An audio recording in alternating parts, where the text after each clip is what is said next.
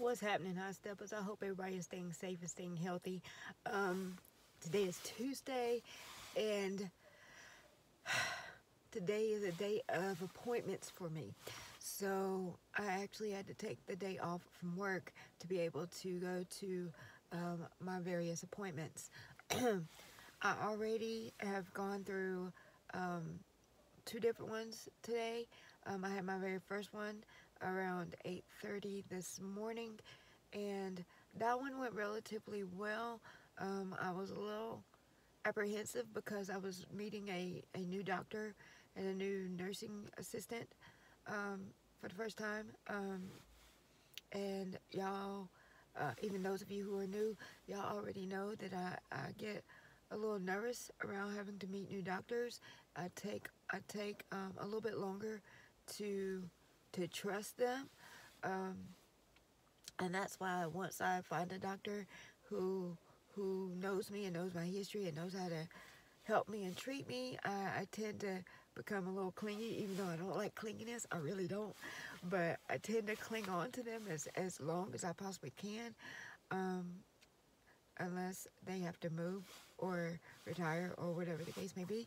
So, um, but even though I've met this new doctor, the experience was a lot better than I expected. I mean, I still cried though. I still cried. Um, and that's just because, like I said, with nerves and because I was told that I was going to have to go through some testing that I wasn't prepared for and that I wasn't told about ahead of time. Um, or maybe I was and I just wasn't paying attention. I don't know. But I tried. And she gave me kudos for trying. And so y'all know. Anyway, she was so nice and so kind, and even though I felt like I was about to be re-traumatized, she was so gentle with me. She was, and by gentle I mean I could tell that she really listened to what I had to say. She refused to do anything that I didn't feel comfortable with. She talked me through some of the things that I didn't understand, and she comforted me when I cried. Cause I'm gonna tell y'all, I cried like 3 or 4 or 5 thousand times in that office this morning. Um, but even without knowing me, she came across as somebody who I have gone to before. And when I say that, I mean it was like she had the spirit of my former doctor who had to leave me, not because she wanted to, but because her husband's job got transferred to a whole nother state, and I kept threatening to fly to that state just to see that doctor. That's how close I got to her. And maybe in another video, I'll share why I have such a connection with that doctor. But anyway, um, that one, like I said, the results or the whole appointment was a little nerve-wracking, but like I said, I felt a lot more comfortable meeting this new doctor than I ever have been in the past with any other doctor. And so yeah, um, we were able to do what we need to do. I was able to meet her. I was able to talk about my medical history. She asked me questions. She actually listened to my answers. She actually listened to me when I was trying to explain certain things. So that was in and of itself very comforting. And then the nursing assistant, I absolutely I absolutely fell in love with her. So from the time she walked into the room, so that really helped. But let me tell y'all what really made me feel almost awkward, but surprisingly more comfortable being in an office is that I ran into two of my former students. And by former, I don't mean just last semester. These two beautiful young ladies, um, there's at least 4 or 5 years since I've had them, on average.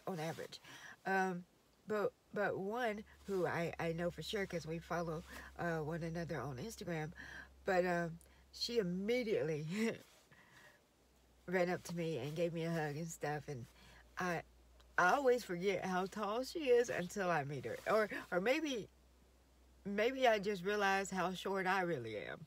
So anyway, and so we had a great reunion that way. And then another young lady, while I was in the waiting area, came up to me and she said, "I don't know if you remember me, but you had such an impact on my life."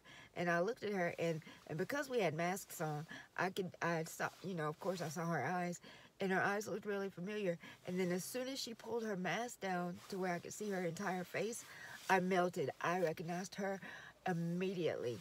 And so that was really comforting. And to know that she's telling me that I made such an impact on her still warms my heart, because after they leave me to move on to maybe other schools, or go into the job force, you know I think about my students often and wonder how they're doing. So it was really nice to run into those two ladies, um, and like I said, it just warmed my heart, because as an educator, and especially as a college professor, you don't really get to know what's going on with your students after they leave your classes, um, and so a lot of times you're just left wondering. But I more often than not, though, for me, a lot of my students will either email me, or find find me on social media, or run into me in places like that, and end up just sharing their lives with me. And um, it's just a wonderful feeling. And by saying that, I'm just trying to reiterate the fact that when I told the foundation at my place of work that I'm retired from being nominated for Teacher of the Year, or the Teaching in Excellence Award, or whatever, um, and I don't know if I've shared a video about this, but I did. I retired from being nominated back in like 2000, maybe 19, and um, because I don't need a piece of paper to tell me that I'm doing a good job, because I look for the progress and the success of my students.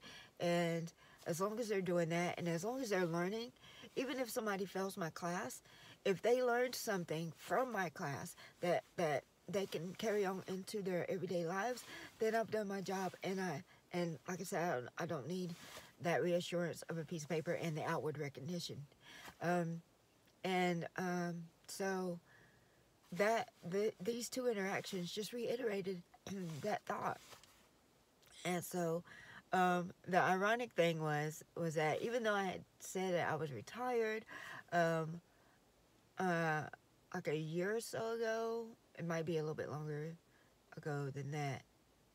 Maybe last year, somewhere here recently, um, I found out that I had gotten nominated for the Teaching in Excellence Award, and I was almost flipping tables, because I was like, "What in the world? What is going on?" And so, because I had stated that I was retired, and if my name came through, to remove me from the list. And funnily enough, if that's a word, I'm gonna say it's a word because I have a degree to make up words. Anyway, um, one of the young ladies associated with it said, "Well, I thought enough time had passed, and that we could put your name back in." And I was like, "No, I was serious. I don't want to be nominated, and if my name comes through, just remove it. I'm fine with that. There's other faculty members who, you know, y'all can put through and choose from there. I'm fine with never winning again, even though early in my career I was consistently winning that. Um, but anyway, that's neither here nor there. The thing is that I know that the Lord called me into this profession, um, if for nothing more than interactions like the ones I had this morning. And like I've said many times, and I keep thinking that I've said it here, but I know I've said it in person to many people, and I've probably put it on Instagram more times than not. I've tried to quit. I've tried to quit so many times, and I've been told that's not an option. And even the Lord has told me, no, I've put you there. You're going to stay there until I say it's time for you to leave. And y'all know I don't complain. I just be negotiating. So me and Jesus, we be like, I'm like, Lord, but you saw what just happened, right? You saw what that's are we not seeing the same thing? And y'all already know he's looking at me like, I see everything. So I'm just like, okay. So in that respect, I'm trying to make sure that I follow him. I may not do everything exactly how other professors and instructors or teachers do, but y'all already know that's not me. I'm not usual. I always try to use unconventional ways of getting my students to learn. But the thing is, and I lost my whole train of thought. I just know, I'm gonna say this. I just know that I'm in the profession for a reason, and even when I don't feel like I'm doing what I'm supposed to be doing, or that what I'm doing is making a difference, interactions like these two definitely revitalize me and let me know that, yes, what I am doing makes a difference, even if it's just to 2 students. Then I'm doing my job. So with that being said, I'm gonna take the few minutes that I have between appointments to kind of rest up, get my mind right, to get ready to go into the next one. So, high steppers, y'all know what to do. Get your knees up, because you know I can't. And as always, y'all know who he is. Jesus. He is my homie. He is my Lord and Savior. And without him, I could do nothing and I could be nothing. And it's because of him that I am still here and that I'm still able to do what I can do, and that I can do what he has called me to do as one of his most hard-headed children of his. Did I just use the same word in the beginning and the end? Anyway, y'all know what I mean. Y'all take care. Stay safe, stay healthy, and I'll see y'all in the next video. Bye, you guys.